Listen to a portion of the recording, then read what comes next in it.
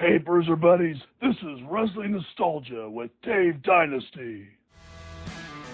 Before we dive into the episode, make sure you hit subscribe on the podcast platform you're listening on. Also, follow me on X at The Dave Dynasty and subscribe on YouTube by looking up Nostalgic Dave Dynasty. You can also buy one of my shirts at ProWrestlingTees.com/The Dave Dynasty. Now, enjoy the show.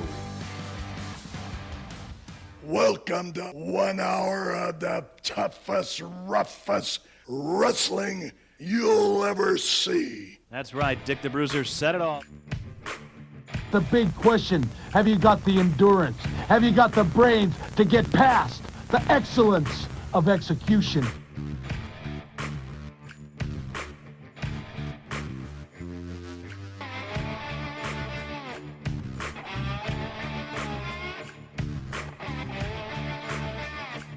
The reason why Axe and myself were put on this earth is to demolish people.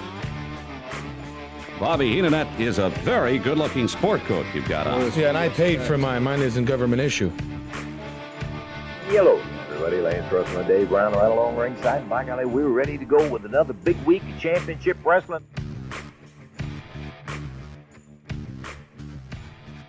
Greetings, wrestling fans, and welcome to Wrestling Nostalgia. I am your host, Dave Dynasty. Thank you for joining me for yet another episode. And on this one, my guest is former NWA and AWA Tag Team Champion and one half of the Bolsheviks, Boris Zhukov. That talk is coming up in just a little bit.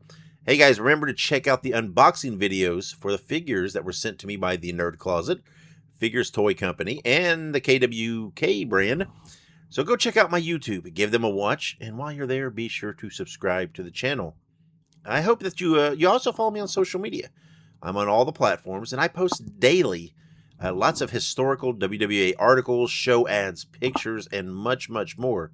So if you don't follow me on social media, you're really missing a lot of great stuff, so go check that out. All right, let's take a quick break, and when I come back, I'll have my interview with Boris Zhukov. Filsinger Games is a tabletop cards and dice game company that has enjoyed success for over 3 decades. Their first game was Champions of the Galaxy and was released in 1986. Champions of the Galaxy is a tabletop game that features professional wrestling over 100 years in the future. Humans, aliens, and monsters battle in the Galactic Wrestling Federation for belts.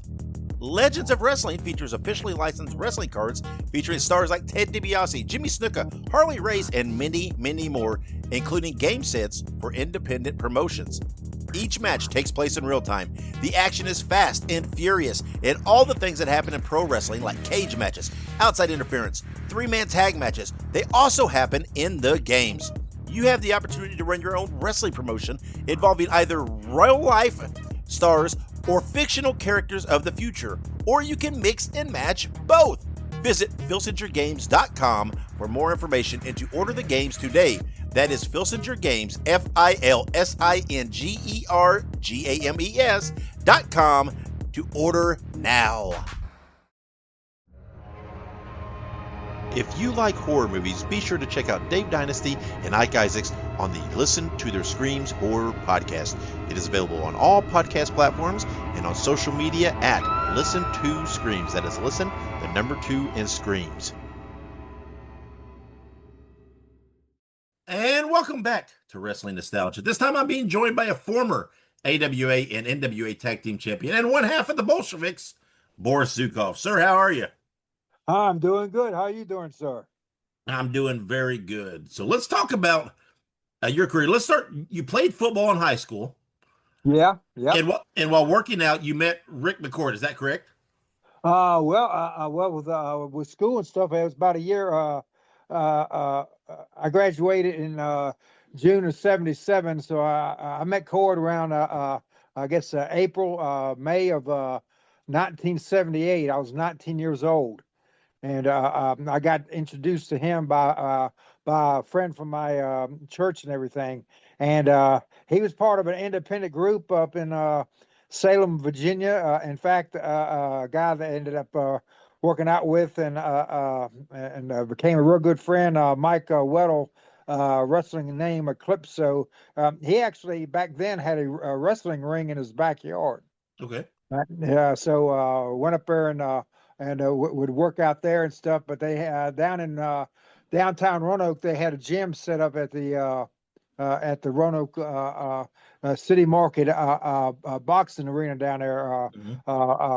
Boxing guy, and the name was Rocky. I can't remember his last name.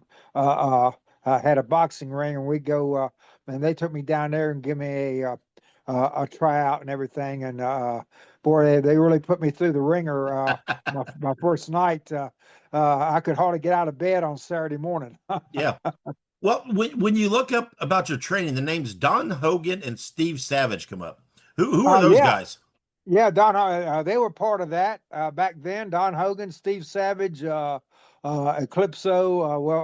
Rick McCord. Of course, Rick had been wrestling for a while. In fact, he'd gotten booked to go work for Nick Goulas in Nashville.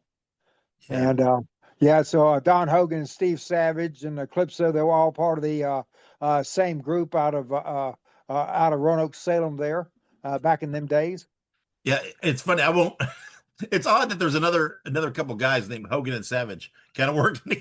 Well, yeah. That was really funny, you know. Don Hogan and Steve Savage. So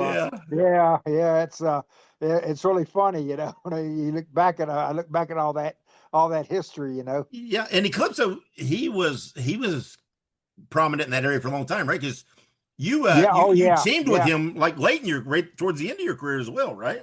I tagged with him there in the beginning, and then later on too. I had moved away and stuff, and had lived in Minnesota, then Florida, and Alabama. And then when I moved back home in 2001, we got a thing cranked up and started having matches in our local area here, down here around different places around Roanoke, and mostly down in Rocky Mount, Virginia. Yeah. And not long after you kind of got trained, got started, you moved to Atlanta, began working something. And you started working under the name Jim Nelson. Because my first name was James, so I went with Jim, and then I liked Art Nelson. Art Nelson was a big wrestler back then from Mid-Atlantic. He'd been tag team partners with Johnny Weaver, so I liked the name.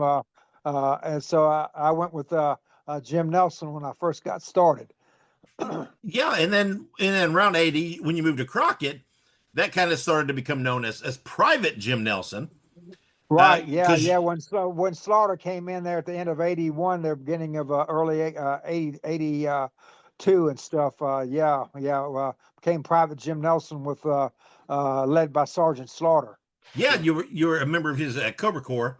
Right. And up till that point, this is kind of your first prominent position. So how did they tell me how that works? How did they approach you and come to you and say, hey, we want to put you in this group and feature you a little more prominently? How does that happen?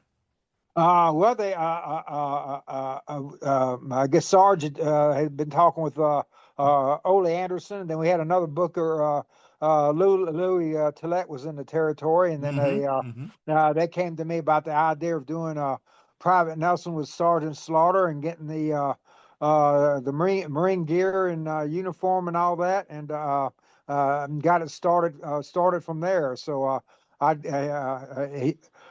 go out to the ringside with him on TV and at the house shows, and have to take orders from Sergeant Slaughter. So that's how that all got started. Yeah, and that had to be exciting, right? Because here you are. Kind of getting your first major exposure, right? I mean. Oh yeah. But it'd been so great too. I mean, when I got started, there was so many. I was around all the very best wrestlers ever, you know, that had so many years of experience and everything. 300 and some days a year on the road and stuff. And I couldn't have had better trainers and coaches than what I had back then with the Funks and the Briscoes and Ole and Gene Anderson and Lars Anderson. I mean, it was just great guys. Yeah, and one of those guys who's so underappreciated is Don Cornodle, who you started teaming with as part of the Cobra Corps. Yeah, he was a great wrestler back then. He was. He wrestled in high school and college, and just a great guy, and he already had a lot of experience. Because when I first came to Charlotte and started wrestling there in '80, when I moved up from Atlanta, because Ole got me booked in Charlotte, Yeah. and got me started with George Scott there. I was getting work a lot of nights during the week with Don, Yeah. because Don was a babyface, and he really taught me a lot. So that was great. That was great experience for me to get to work with Don back then. Yeah, and you guys had 2 runs with the NWA tag titles. Right. And that just, again, that had to be so unreal for you, right? At that time, kind of young in your career, early in your career, team with Don Cardinal, NWA tag title runs. I mean, you had to be kind of pinching yourself. That's a really good spot to be in. Oh yeah, because I was pinching myself anyway, because I was on the road every night and stuff, and getting to work with the greatest talent ever. A lot of these guys I got to watch when I was watching them when I was going up through junior high school and high school.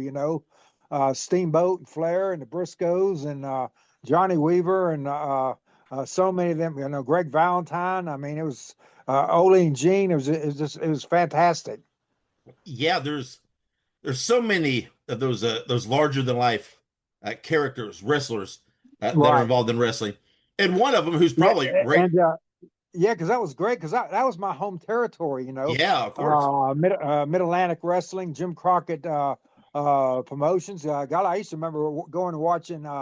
Ole and Gene Anderson against Wahoo McDaniel and Paul Jones, Yeah, and man, some classic matches and stuff. So I had a lot of great coaching, because the important thing was watching guys of that caliber, with that kind of experience, and learning from them, and you couldn't watching matches real closely with guys like that, man. You learn something new every night. Yeah, and you don't get much larger than life as far as a character or a wrestling personality than Sergeant Slaughter. Oh because one of the tops ever. He'd already had a nice run already up in New York, for Vince McMahon Sr. and stuff and everything, and and then he came in down there in Charlotte and stuff, and it was just to be around somebody with him with that kind of experience and stuff, man. Day in and day out and stuff, you're gonna learn stuff, and plus you're in the ring, 5, 6, 7 days a week. Sometimes that was be times you beg for a night off. Yeah. But that's how you learn stuff back then. You were in that ring every day, every night. So, that's right. That repetition. Yeah. Oh, repetition. Yeah. Absolutely. Yeah, and everybody, right? Everybody thinks of Sergeant Slaughter, right? Is this the big pro-American babyface, G.I. Joe? That's what a lot of people envision, but he was so good. Oh, yeah. As a heel. Yeah, so big. A big raw bone guy and stuff, and take fantastic bumps. I mean, he was just he was an incredible performer. And I learned a lot from him. Yeah, and then around 83, you briefly, for a short stint, went to Mid-South. Right. And that's when I got started doing Boris Zhukov, because I finished up in Carolinas. I'd done that angle with the Briscoes where they broke my leg, and I left the territory, and then I went right to Mid-South for Bill Watts. Yeah, that's what I was going to say. That's right. Really, of course, important in your career, because you grew the beard, you shaved your head, you became Boris Zhukov, and that totally sounds like a Bill Watts ideal. Is that correct? Yeah. Well, I'd talked to him. I'd been thinking about wanting to do something like that, because I'd been working on a gimmick and putting stuff together. And golly, I'd been practicing the gimmick voice, from I learned from Uncle Ivan when I was in when I was in junior high school. Yeah. So learned to talk like Ivan Koloff. That's right. So is that's your emulate, right? When you're learning that Russian accent, that it's Ivan. Oh yeah. That's good Ivan. And later on, I learned to do a little bit of the Chris Markov, and then Nikolai, and so they don't get any better than Ivan. I tell you what. So, what a guy. Man, he was great to travel with, to work out with, and I got to work against him. I got the tag team with him. So Yeah. that was phenomenal. Yeah. Yeah. And for anybody that didn't grow up or was, not, of an adult age during that time period, portraying a Russian in 1983 had to be pretty intense. Yeah, because we were very hated, the Soviet Union, and we shot that plane down and stuff, Yeah. and that was brutal. Yeah. So when you say you had these ideals, and then Bill Watts comes to you, were you all on board at first? Did you have any hesitation of, oh, this might be too much? No, not really. I had thought a lot about it because I knew I was going to be leaving the Carolinas. Yeah. And I talked to Jake Roberts, because his dad, Grizzly Smith, was down there. So Jake called and talked to them and put a word in and stuff. And that helped me get my foot in the door and stuff. And I'd already knew Bill Watts. I'd worked some with Bill when he was booking in Atlanta. So we already knew each other. So that helped me out too. Yeah. And again, I don't know anybody that wasn't alive during the 80s. Just, if you're a Russian character, a Soviet character, you're instant heat. It didn't matter. There were so many Soviet characters, some good, some bad, whatever, but they all had heat just because of being Soviet. It was that intense. The Soviet Union was so hated, So yeah. It was just instant. And like I said, you weren't in Mid-South a real long time, but you went to World Class. Right. I went over and worked the match with Bruiser Brody. Yeah. And had a good solid match with him and stuff. And Bruiser enjoyed it and liked it, and liked me, and put in a word with Fritz von Erich over there. Yeah. And then I got a chance to go work that territory over there with the Freebirds and Von Erichs, and man, that territory was red hot back then. Definitely. So that was great. That was great experience too, and especially getting to go work a territory like that. Yeah, and again, really good exposure. It always seems like anytime there's something happening, right? There's a hot territory, or there's a lot of exposure, whether it be the Carolinas, whether it be Mid-South, whether it be World Class, the WWE. It always seems like Boris Zhukov's hanging around. He's there. Right. you just seem to always be at the right place at the right time and have that opportunity. Oh yeah, definitely. And then that started getting toward Christmas time. I wanted to go home for Christmas and stuff, so I went ahead and finished up there. I'd gotten in touch with the Fullers and the Armstrongs down in Pensacola territory. Yep, I'd worked with them. I'd worked for them a few times in Knoxville. Back in the day, in between when I was up in Atlanta and back and forth, and I knew Bob Armstrong too.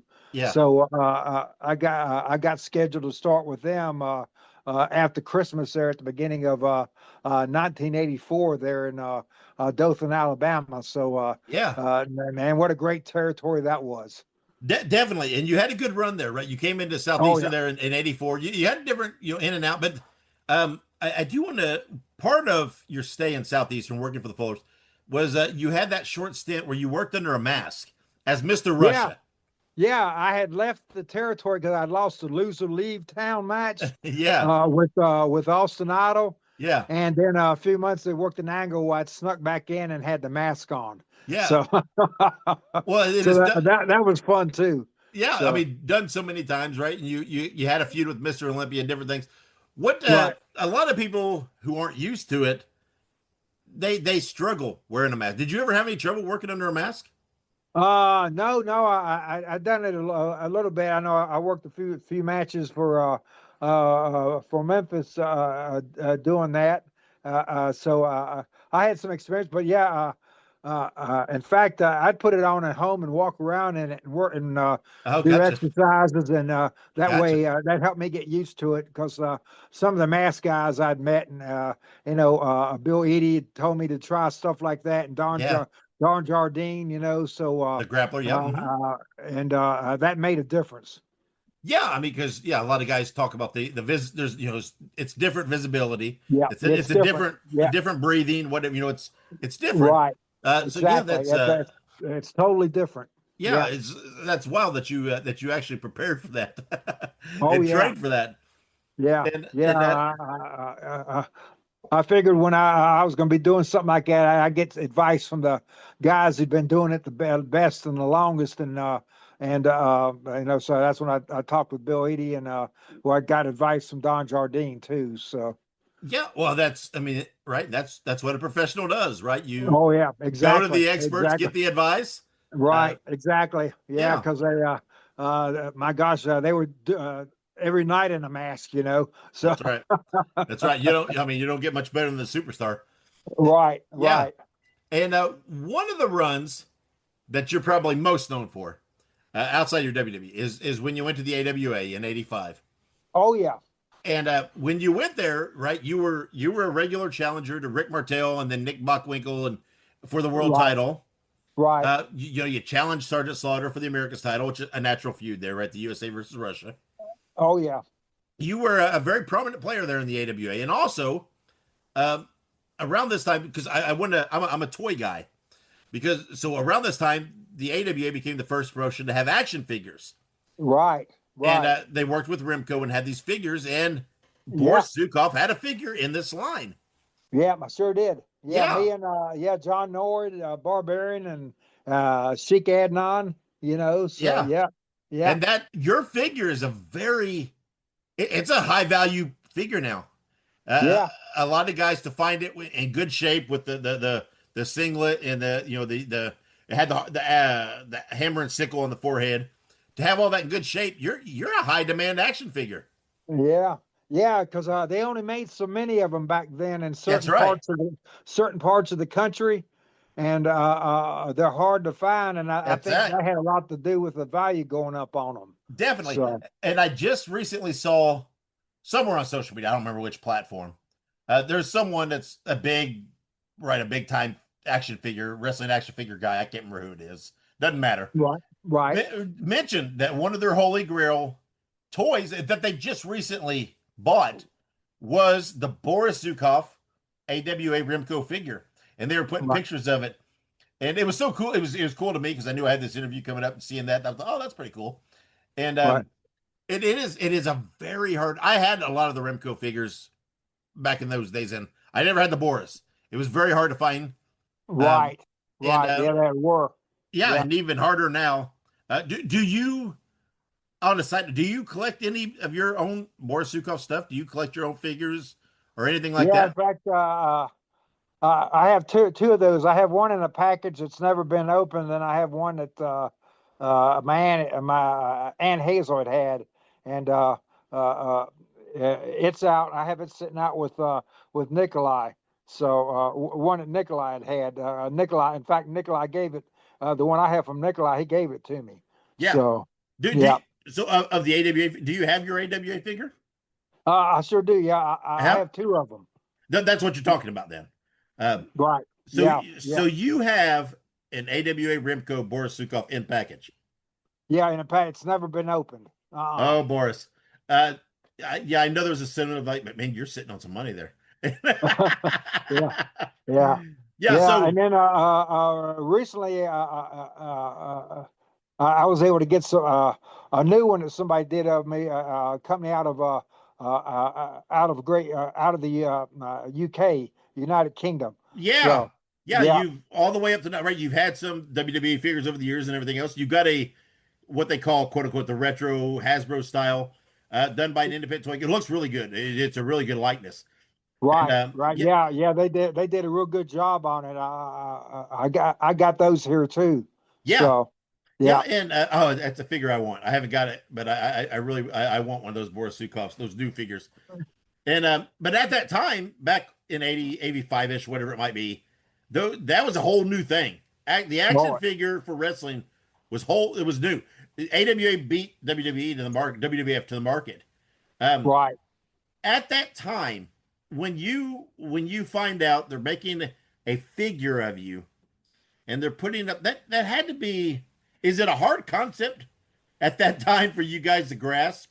Because it had never been done before. So it's peculiar, right? Yeah, that was they Remco came and talked to us and we signed a contract with them and all that. And it was really hard to to grasp what was going on, So I would have never imagined nothing like that. So Yeah, because I mean now everybody associates wrestling with action figures. It's just right, it's just a natural thing.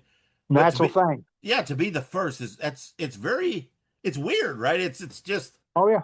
someone Yeah, had to be the because they first, had, they had Zabisco and the Rockers, and yeah, they had all those guys. all them guys. Yeah. Gagne and all the Kurt Hennig, Yeah, Larry the Axe, his dad, Larry the Axe. yeah, Yeah, they had a bunch of them. It was great. yeah. And while in the AWA, right, you got a lot of great exposure because AWA was on ESPN, which is a national cable company. A lot of us watched AWA daily, almost daily, on ESPN, and saw a lot of you. Yeah. And we got some great exposure on that. Great exposure. yeah.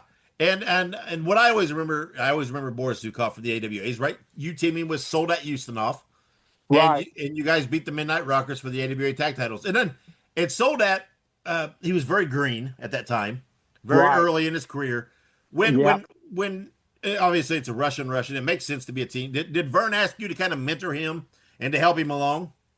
Yeah, and in fact, asked me, and of course, the baby faces we'd work with, a lot of them were helping him a lot too. Kurt Hennig helped him a lot, because they were both from Minnesota and stuff and everything. So, and Greg Gagne helped him a lot. So yeah, he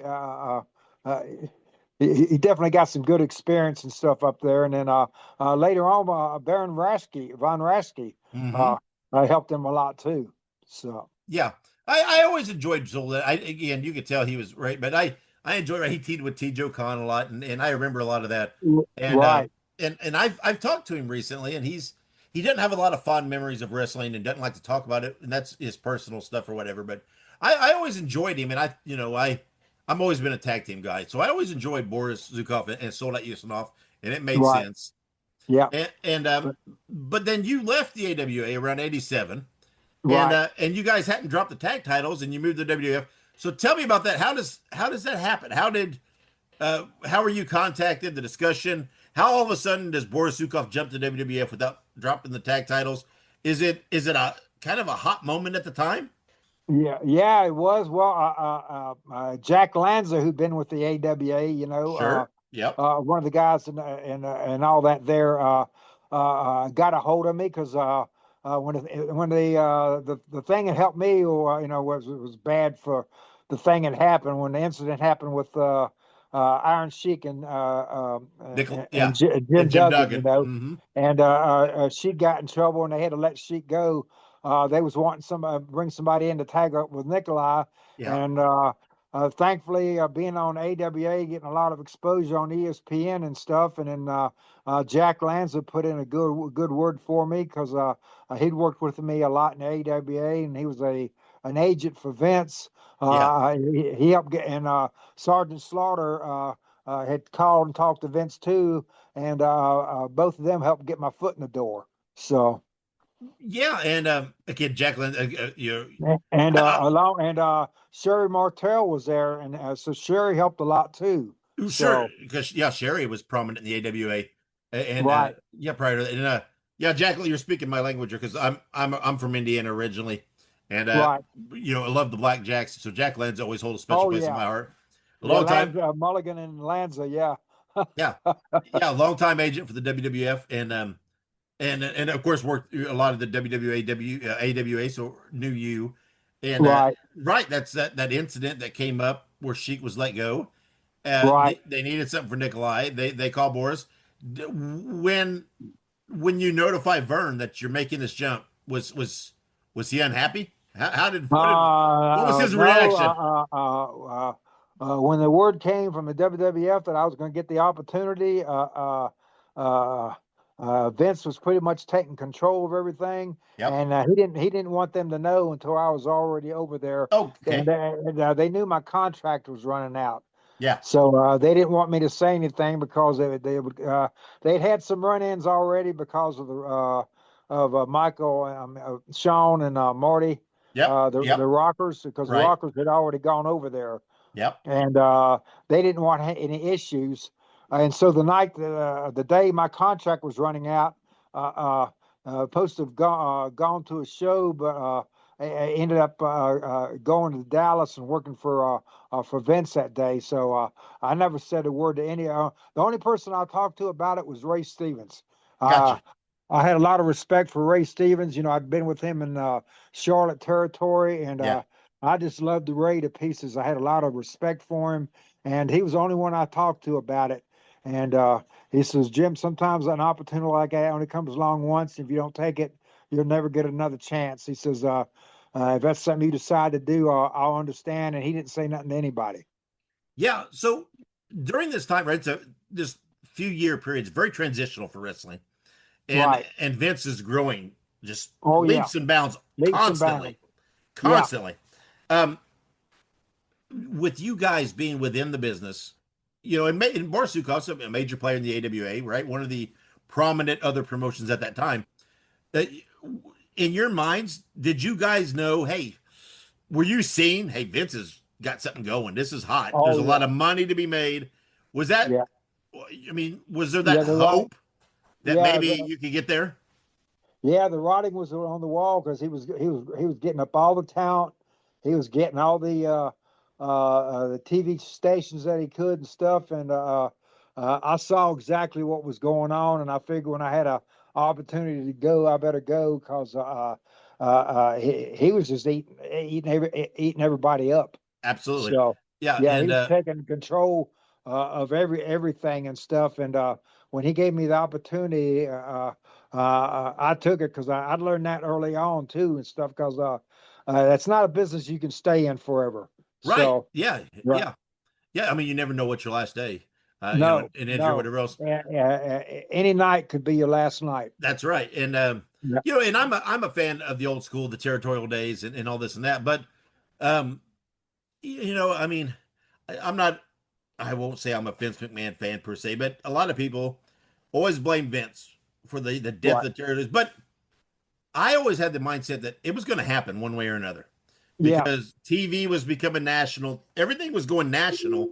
Everything was going national. The local TV and all that was going away because, like, when I left Crockett's and went to Louisiana back in '83, you know, nobody knew me down there because I'd been in the Carolinas for 3 years. You know, they saw me on Atlanta TV. It'd been a few years, but when all that TV started going national and stuff, I mean, because he was eating up all the local TVs and stuff, and his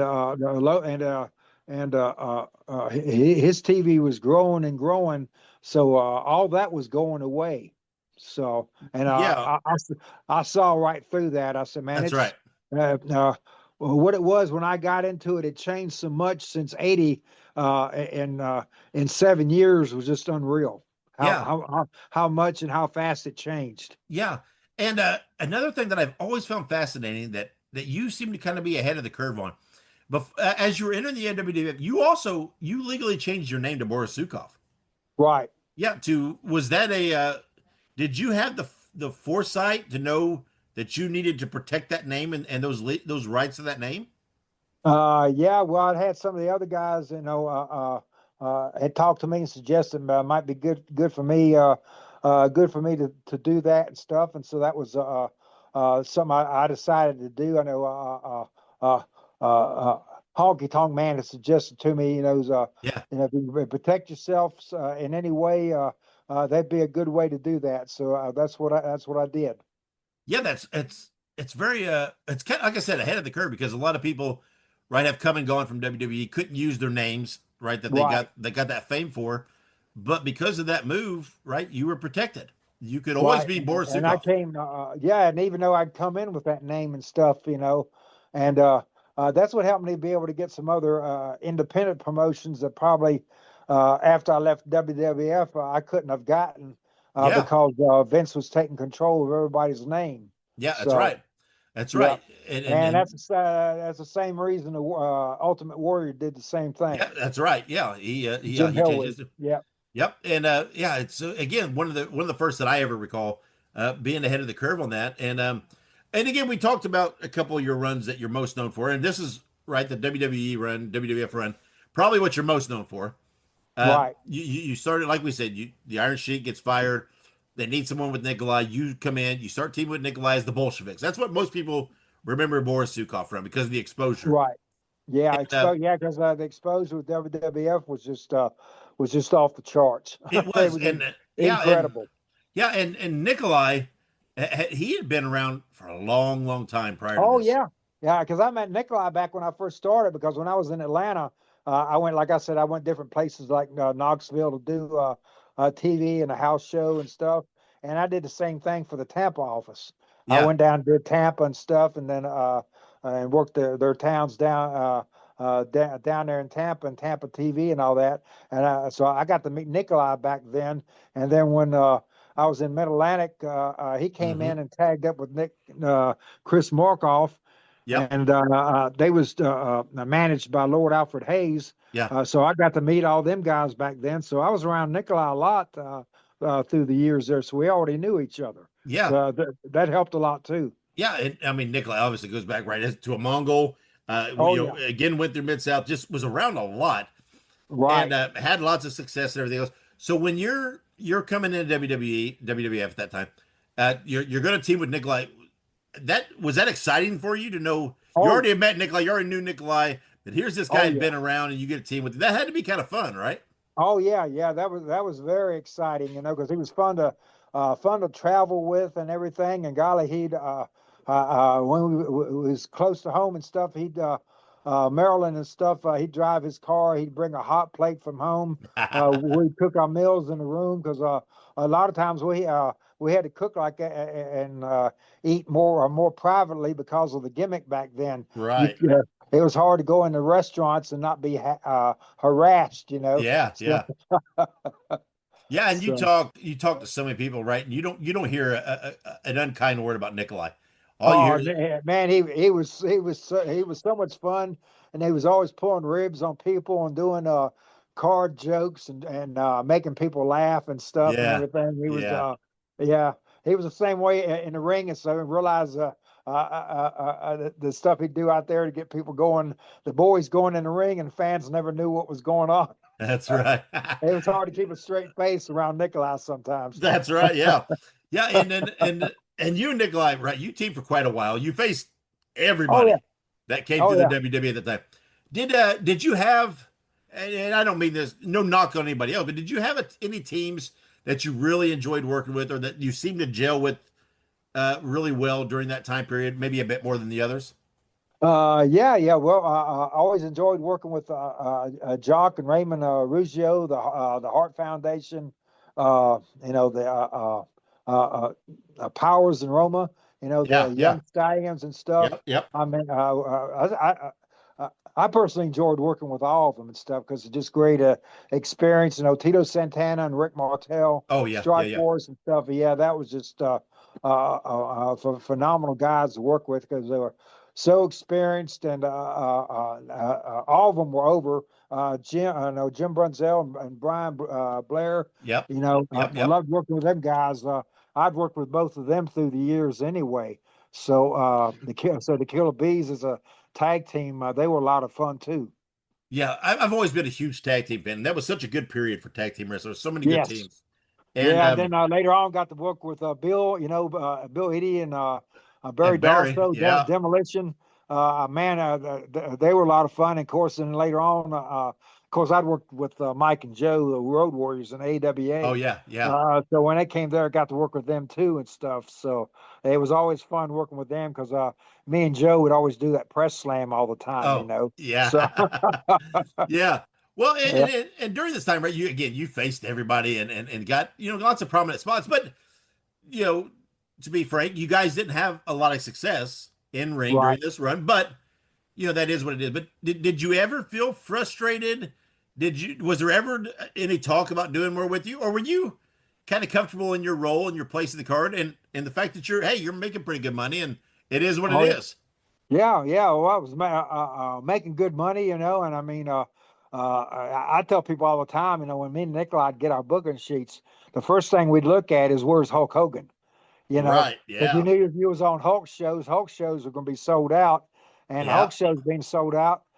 Get a good payoff, but yeah, we get good spots on the card and stuff, and there were several times we got to be in a 6-man and I think a regular tag match with Hulk, and then I got to do that single one with Terry on Saturday Night Main Event, man,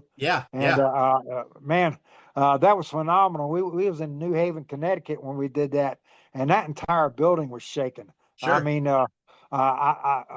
you got in the ring with Hulk, it wasn't like getting in the ring with anybody else. He was so over. That it was man, it was just the people just went nuts over him, absolutely nuts. And then anytime we wrestled in Philadelphia, that was that in Boston were two of our favorite towns. We had so much heat in those towns. Me and Nikolai, we was lucky to get out of them a couple of times, and it didn't matter if you lost or not. They hated us so bad. We would just tell them. Tell the people that you cheated, you didn't beat us fair and square, and they were ready to kill us again. Because the Soviet Union just had so much heat, man. Everybody hated the Soviet Union. That's right. And it's nice, because again, I don't watch a lot of modern wrestling, but I don't want to knock them per se, but it's nice when guys have a full picture on the business, right? Not everybody can main event, right? There has to be different places on the card. Right. And that doesn't mean even you can lose every match and you can still get yourself over. Yeah. The thing was with me, man, as it was such an honor and pleasure and a blessing, praise the Lord, that I had the opportunity to get into business. My main thing was to stay healthy and stay booked every day. That's right. As long as I could stay healthy and stay booked, I would make money. That's right. Because it's all a show. Yeah, that's right. I mean, to me, it's no different than if I'd have been a character on a TV show. Sure. You go play your character, and you hope and pray you can stay healthy so you can be in the ring the next night. Because some guys got hurt, started getting hurt, and then next thing you know, they're having to get out of the business. Yeah. So because we were making such good money back then. To me, I didn't. Not having to carry a tag belt around was fine with me because I was getting good pay anyway. That's it didn't matter to me. That's right. It's just a gimmick, right? It's just it's just a gimmick, man. That's right. That's all it is a gimmick. Yep. So and as things in history progressed, right, the Soviet Union started splitting up. It was only natural that at some point, right, this would bleed over a little into the Bolsheviks, right? Nikolai turns face. Sure. Yeah, that's when Vince had the idea about me turning on Nikolai at that WrestleMania and stuff, because it was going along with what was happening in the world anyway, with the thing, the big fallout with Gorbachev and Reagan and the Iron Curtain coming down, which I never thought I'd see in my lifetime. I mean, it'd been such horrendous, I'd learned all that stuff in school anyway. Nobody imagining anything like that happening, That's right. So, yeah. But I'll tell you what, I'd laugh. I'd tell Jim and Bret Hart, I said, golly, Ned, I didn't mind that being a short match. I got the same payday as if we'd gone 20 minutes. That's right. That's right. I always short and sweet. That's right. You're not paid by the hour, right? Right. Exactly. Yeah. I always loved it because, again, we talked about Nikolai, how long of a career. I always thought it was really, really nice that he got that little face run. Yes. Yeah. Got to hear the people rally, but it was just a because, nice thing for him. Yeah, he eventually started singing the Star Spangled Banner, which I thought was great. Yeah, and had the American flag and stuff. I really wish they would have tagged him up more with Jim Duggan, and if I could have got another partner and got another run, because him and Duggan were great together. Definitely. With all the charisma that Duggan had. The people just loved them guys. Yeah. But what was funny, we did that match with the Hart Foundation in Toronto at WrestleMania, that quick match and stuff. We went to do the finish. Brett was goofing off, and Jim had picked me up and everything, and I was pretty heavy at the time. Yeah. And Brett's playing around, and I'm starting to slide down. Jim's screaming, Brett, the people didn't know this. Brett, would you come on? He goes, I'm gonna drop him. I was sliding down, and I was having trouble holding myself up because me and Jim were sweating pretty good. Yeah, that's right. Yeah. The weird stuff that you Oh, don't. if people only knew. That's right. Yeah, I mean, If Brent would have waited too much longer, he'd have been hitting me with that clothesline at the top of my head instead of in my chest. Oh, that's hilarious. Yeah, and Brent and Jim and that face of his with that beard. Yeah, and, I was looking at Jim, and I started laughing. I had to bury my head, put my head down. I was laughing so hard. Yeah, and well, not long after that little run with Nikolai, after he turned, you left the WWF around 1991, excuse me, early on. Right. Was there a specific reason you left, or was it just kind of things were shifting? They were starting to go in a new direction. Yeah, they were shifting. I think I figured, Vince kind of like had an idea, and I kept getting to thinking he might try to get me to do some other gimmick, and I didn't want to do another gimmick. I just wanted to go ahead and leave. So yeah. So I decided to do that because I was able to get some good independent runs the next year, and it was a blessing that door closed like it did, because that's things happen like that in life. One door closes, another door opens. So I had a good year or so of 91, and then 92 came around. That's when I got in the trucking business. Yeah, which you did that for many years as well, right? Right. Yeah. 32 years. So. Yeah. And I did independent shows off and on up to 2013, and that was my here with Eclipso here in local here in Virginia, and in fact Rocky Mountain, Virginia is where we did some training. We had to move that gym back when I got started in '79. There, they had to move the boxing gym down to Rocky Mountain. So I started doing a lot of training in Rocky Mountain, so I was able to finish up where I had been doing a lot of training back in when I first got started. So that was kind of brought it full circle, Yeah, so absolutely. That was pretty cool. Yeah, so. And well, a couple things. Right, first of all, trucking, right, kind of a perfect second act for a wrestler. You're still on the road, still out there. You're used to that lifestyle. Yeah. Because there was a few other guys that did that. You remember Frank Monty with the Alaskans? Yeah. Frank Monty became a truck driver. Yeah. Yeah, and I got to see him one day out there, but I didn't get to get to him to speak to him. He was in his truck, and Sweet Hansen had done some truck driving. Back in the day. So, you remember Carl Fergie? I do. Yeah. Yeah. He wrestled a lot in Atlanta and different places. And he was some in the Carolinas too. Carl Fergie got in the trucking business. Yeah. So it's almost perfect, right? I mean, you're used to being on the road, not a lot of interaction with people. Works out just that right. helped me keep a lot of my memories alive because I'd go around and get to see a lot of the old venues and That's stuff. Right. That I worked at and stuff, and it was pretty cool. So, and I'd run into fans of people who remember me wrestling in Norfolk and Hampton at the buildings down there. So different places. So that was a lot of fun. Yeah, and you talked about kind of winding it down to 2013 and still back in Virginia doing some of like you said, a couple of those same guys doing some things. And in fact, back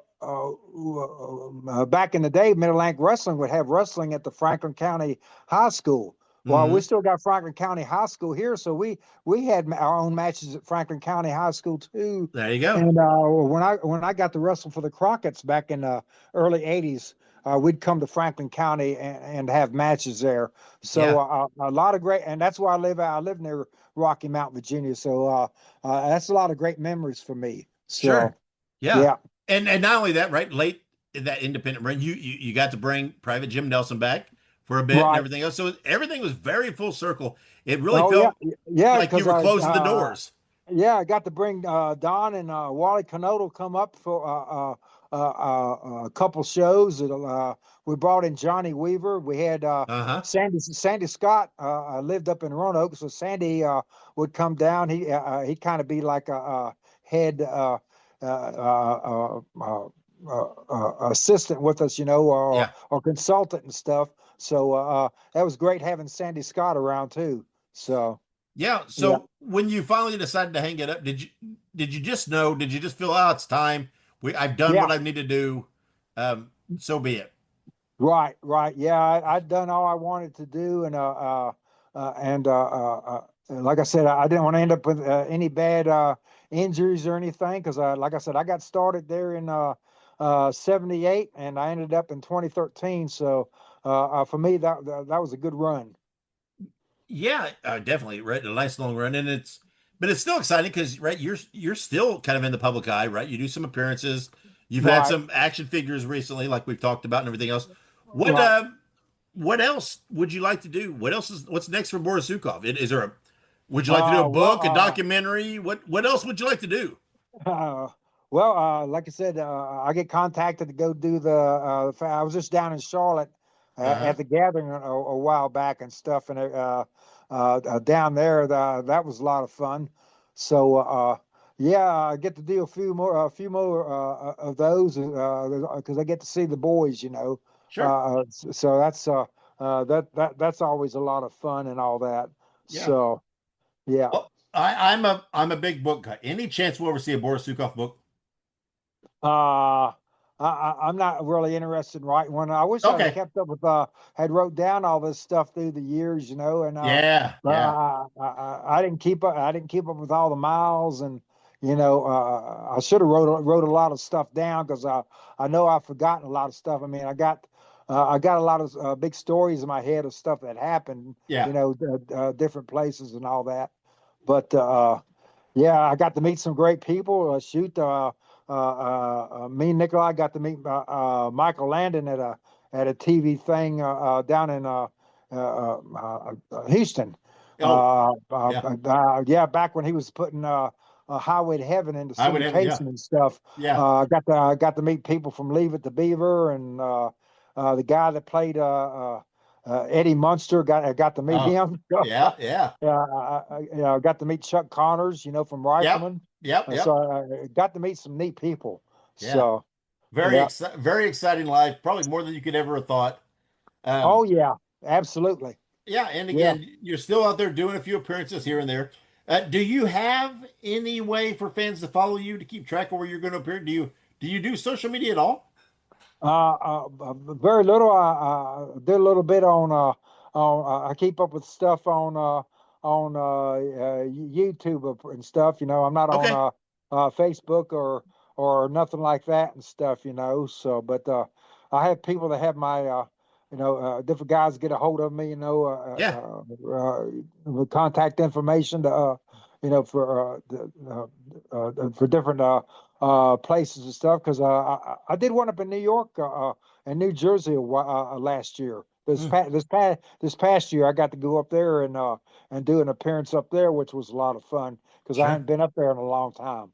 Yeah. So it's very exciting. Boris, I thank you for your time, and again, thank you for your time, and thank you for all your knowledge on that, man. Sure.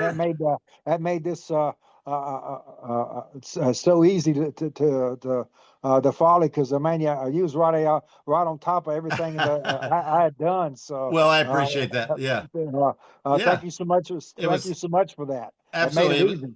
Good. I'm glad to hear that, and it's such an honor to talk to you. And hopefully, maybe we can cross paths again and do a part 2 down the road and talk a little more.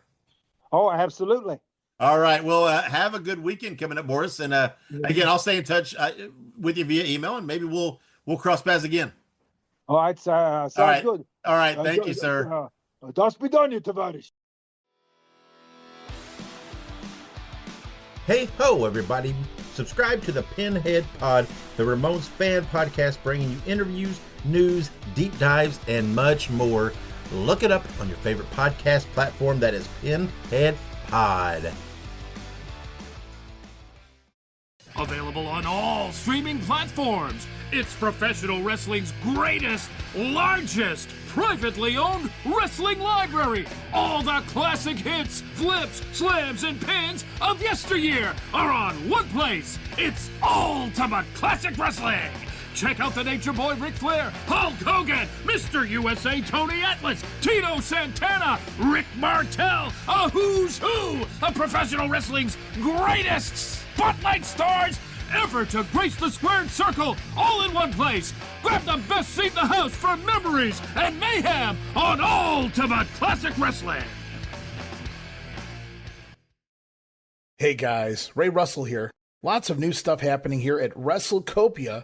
If you haven't checked out our website at WrestleCopia.com, it's a great way to keep up with the latest episodes of all of your favorite Copia programming, from the Wrestling Memory Grenade to Regional Wrestling with the Territory Talk, the Wrestling Stoop with the legendary Bob Roop, and of course all of those programs also available at your favorite podcast streaming platforms.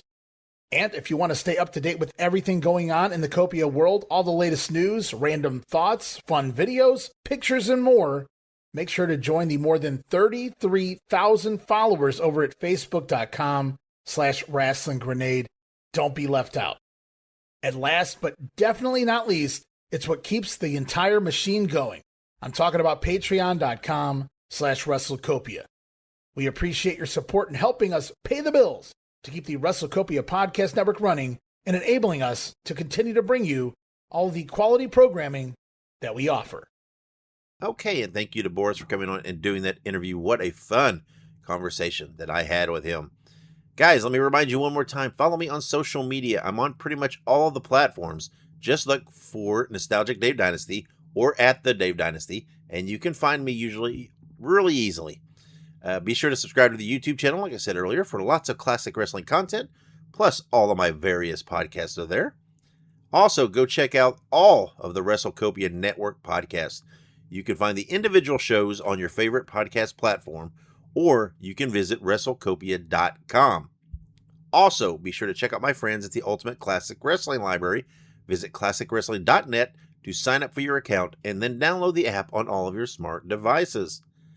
Next episode, my guest is going to be Joe Smith, the son of Bulldog Don Kent. We're going to remember his father and talk about the career of one of the most underappreciated wrestlers in history, so don't miss that. Guys, thank you for joining me. Thank you for listening. Thank you always for all your support.